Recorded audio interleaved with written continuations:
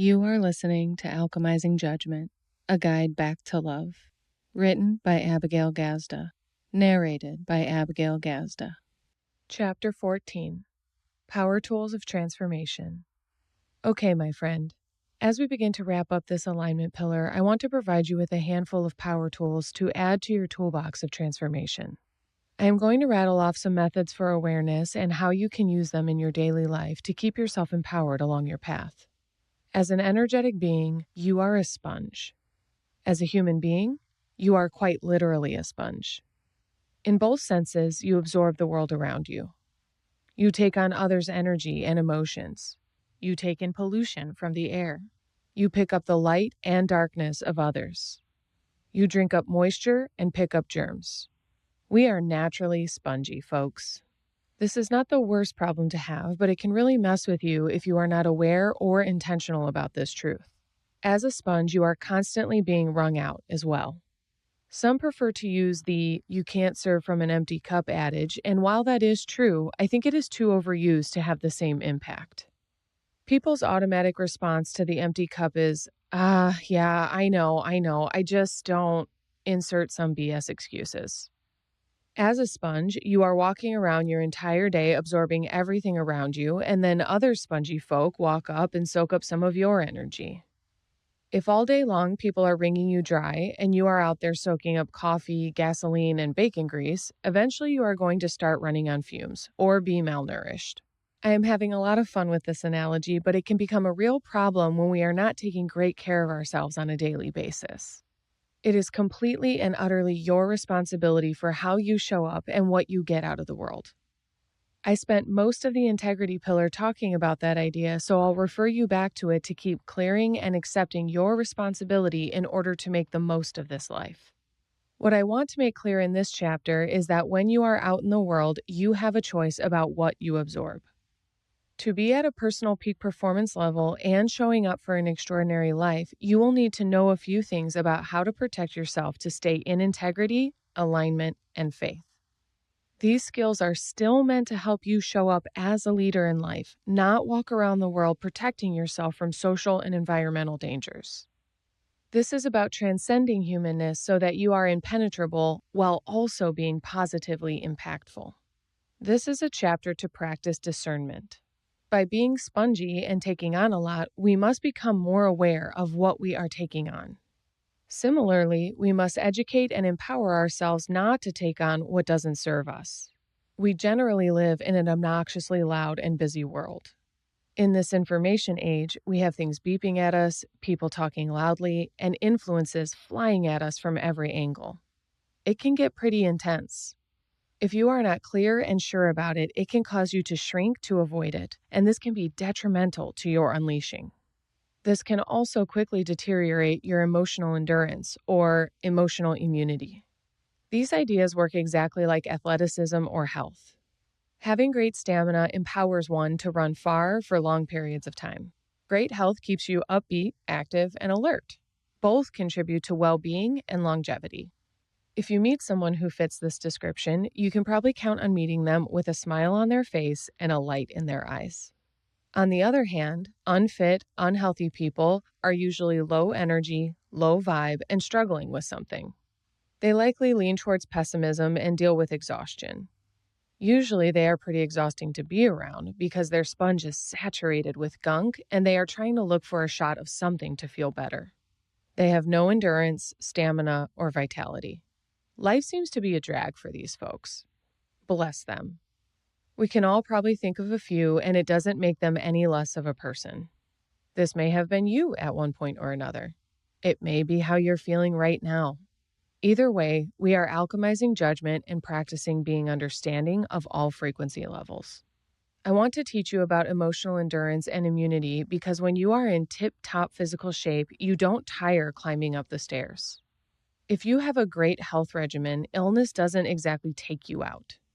If you have emotional endurance, holding a vision of a long-term goal won't tire you out before attaining it. If you have a strong emotional immune system, negative feedback won't send you into a spiral of self-doubt. This is everything when it comes to alignment because there are infinite factors that can get in your way, slow you down, or stop you from staying committed to your highest and best. I like to keep the concept of emotional intelligence and immunity as simple as it is. The same rules of health and well-being of the body apply to health and well-being of the heart, mind, and soul. Adequate sleep, allowing appropriate rest and rejuvenation, hydration, proper nutrition, positive activity, learning and appropriate challenges, restorative activities, healthy hobbies, spiritual practices such as journaling, meditation, and prayer, empowering relationships, introspection, and personal development practices. There may be a few more that suit you more personally, but I want to display how simple it is to stay empowered in your life. If all of these are not part of your daily or at the very least weekly routine, you are denying yourself your own health and wellness. It is that straightforward, and there really are no excuses about why you cannot incorporate these. If you are blessed enough to afford listening to this book, I am certain you have the resources and options to make your life a powerful one. I have spent a lot of this book highlighting patterns, habits, and behaviors that disempower us, so I am not going to use this chapter to share what they are. What I would like to do is share a distinction for you to check in with yourself when you are faced with a decision that may take you out of alignment. When something unexpected flies up in your face, before absorbing it, ask yourself, is this an invitation or a temptation? Consider an invitation something positive and empowering, and a temptation the opposite. Our ego loves to tempt us to slip back into our old ways and make a mess of our lives. You will always have opportunities to slip up, and that is why you must be able to recognize temptation coming a mile down the track. In the beginning of transformation, we may have already fallen for temptation before we snap out of its trance and realize we've slipped. That is okay. In terms of emotional endurance, the goal is to be able to run farther and longer without slipping up or slowing down. This happens through training. In terms of immunity, this is about being immune to temptation. It cannot take you over and make you sick. This is where your decision-making power will save you time and time again. Alignment plays its most important role with temptation because it requires recognition and a conscious choice to stay in alignment with HGA. This also works with invitations. As you grow, so will your opportunities. This will also require you practicing discernment because saying yes to every opportunity would wring you dry and leave you exhausted, confused, and disheartened. This is just another skill to master. The best part is this is not too difficult when you are clear about your commitments. The real challenge of this phase and skill is becoming more comfortable and masterful at saying no and declining offers in an empowered way. This is a great time to stop using "I'm too busy" as an excuse or reason for not doing something. If you are empowered and at choice about your life, then you are at choice about your schedule, even if it is planned by the hour every week. That is not busy. That is aligned with what you have prioritized. That means that when someone offers you something out of alignment with your life and commitments, you could practice something like, "Thank you for the offer or invitation. My schedule is already full of fun and exciting things that I am working on and committed to." What a different answer, right? People even appreciate that level of honesty because they can sense you really considered their offer and can understand that you actively declined, which ultimately moves the opportunity to the next right prospect. Look at you contributing to the HGA. You old pro, you. The last tool I would like to share with your spongy self is the concept of shielding. This is immensely valuable and has helped me daily since I learned it many moons ago. Because there are so many influential factors out in the world and their wavelengths are constantly swirling around you, I want you to imagine that you have a protective bubble around you. This invisible force field is, as always, meant for you to do this work in the world, not separate yourself from others. As we go about our day-to-day lives, I have shared how many people are irresponsible about their impact. They are running around spewing their shit all over others because they are not doing their own inner work. While their inner work is not your responsibility, being an example of love, peace, light, acceptance, and joy is. If you absorb someone else's stuff and do not know how to effectively alchemize it quickly, it can take you out too and have you both out there recklessly contributing to the cycle of hurt. So to play it safe, I want to empower you to use shielding when necessary. You simply imagine this invisible orb around your body that darkness cannot penetrate. Judgment cannot make its way through to you. This is a valuable tool while learning alchemy because, like endurance, you must be able to run 3 miles straight before you can run 6 miles without stopping. Some people have darker, more aggressive energy than a developing alchemist is prepared for, and that's okay. What your new shield helps you do is actually stand in a situation safely observing someone spewing or lashing out without impacting you negatively. This is a fascinating experience, much like watching a scene in slow motion. You are able to witness someone's anger without making it about you, and that gives you a chance to see that person's pain. It helps you shift out of reaction and into compassion.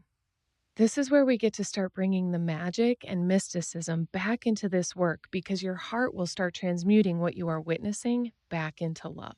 Granted, this may not happen overnight, but the more you shield and witness, the more familiar you will become with seeing the source of others' pain. When you don't listen from your own filters, you can suddenly hear the messages they are actually communicating without them saying out loud. I'm scared. I'm lonely. I'm hurt. I feel misunderstood. No one is listening to me, and I have something to say. I feel unheard. I feel unseen. I feel worthless and unworthy. I hate myself. I don't feel safe. I can't trust anyone or myself. And the list goes on and on. My dear, I hope your heart feels as wide open as mine does right now, because I know that you know we are all good at our core. One of my favorite reminders of this is that even Lucifer was a fallen angel. Our darkness, meanness, or nastiness is an indication of how disconnected we are from our source energy. It displays how separate we are and feel. I am well aware of some of the most terrible, incomprehensible atrocities that humans can manage to do to one another, but life has done that to us. We were born pure. We were born with that golden umbilical, and some of us never found the thread in our later years. It is an unfortunate occurrence, and if you are committed to being an alchemist, you are committed to opening up your heart to all. I am clear about the level of love required for that, and it may take time. I am simply making the invitation to arrive there when you feel ready, willing, and able. When it comes to shielding, we have the opportunity to love the ones who seem the toughest because what there is to know is that we do not need to change or fix anyone on this planet. We need to love ourselves so fully that we allow our own light to shine. The coolest part about shielding is that although darkness cannot come in, our light can certainly shine out. As an alchemist in training, this gives you the opportunity to witness others' pain, yes. It also grants you front row access to watch the result of you radiating in this world. Keep shining, my dear. The world needs more light. Thank you for listening to this reading of Alchemizing Judgment. If you enjoyed this reading, please like this video and comment a review below. I also invite you to subscribe to my channel, Abigail Rose Gazda. To read and listen to more of my books, visit abigailgazda.com/books. Thanks for tuning in.